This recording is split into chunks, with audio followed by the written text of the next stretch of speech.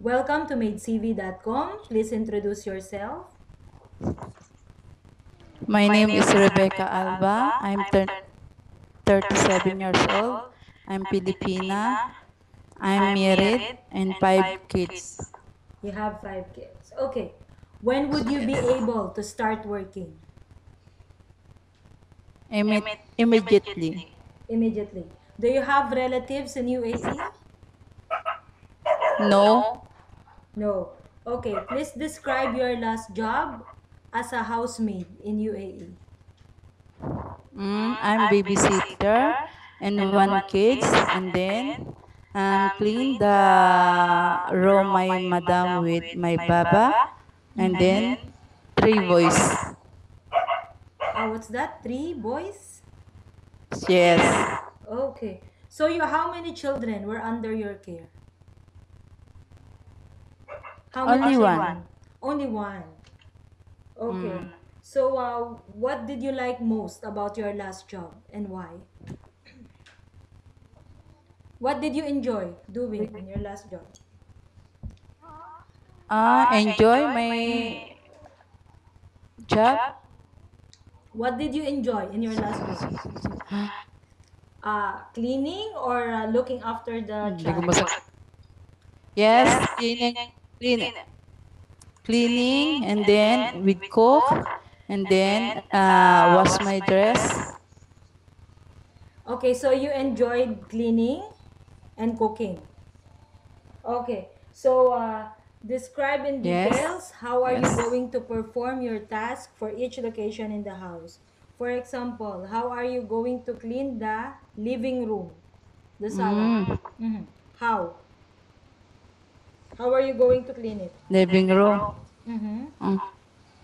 Clean the clean clean the bathroom. Wash my detergent, and then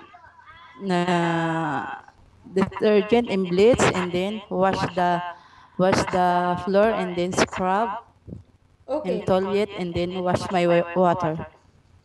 Okay. So in the sala, you're also putting disinfectant on the floor. You're Yes, also a vacuum. Yes, vacuum. vacuum, and then clean the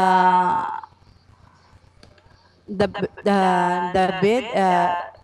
Change my bed sheet, and then another clean the bed sheet. Mm-hmm.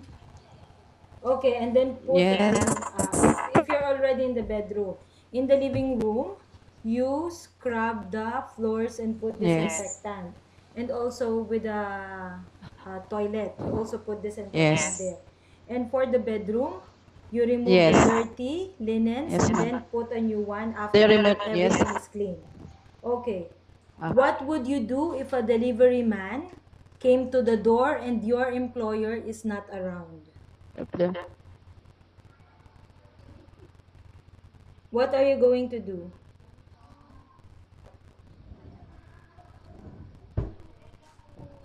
What are you Madam? going to do if a delivery man came to the door and your employer is not around? Are you going to call them? To call your employer or what? What are you going to do? Myself, madam. You're going to call your employer. Yes. There's a delivery man, but your employer is not around. Are you going to let him in?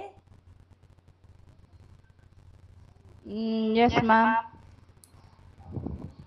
Actually, you have to call your employer first to confirm with them whether they're expecting a delivery or not. Okay? So, Yes, do you ma'am. know how to cook? Do you know how Yes. to cook? Okay, what kind of foods you can Yes. cook? What kind of foods you can cook? Salona, Mm-hmm. adobo, and sinigang, and sinigang, spaghetti, Mm-hmm. uh,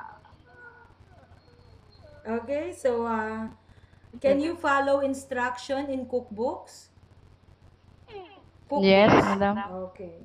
Yes, yes. Okay. So what kind of a housemaid are you? Describe yourself.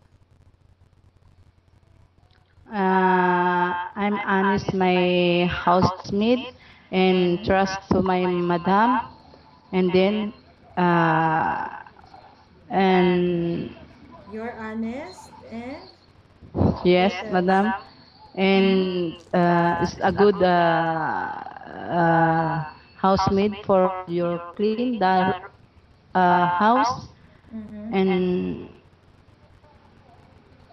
Okay. So please give a short message to your future employer.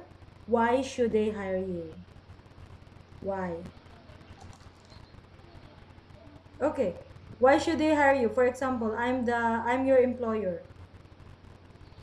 What are you going to tell me? I will ask you, why should I hire you? Why should I choose you as my housemate? Hmm? What qualities do you have that will make me decide to choose you? What qualities? Are you hardworking, honest, flexible, responsible? What qualities? honest and respectable Honest and respectful. and Okay. respectable. Okay, so please keep your mobile phone on with you as families will contact you. Thank you from maidtv.com. Thank you.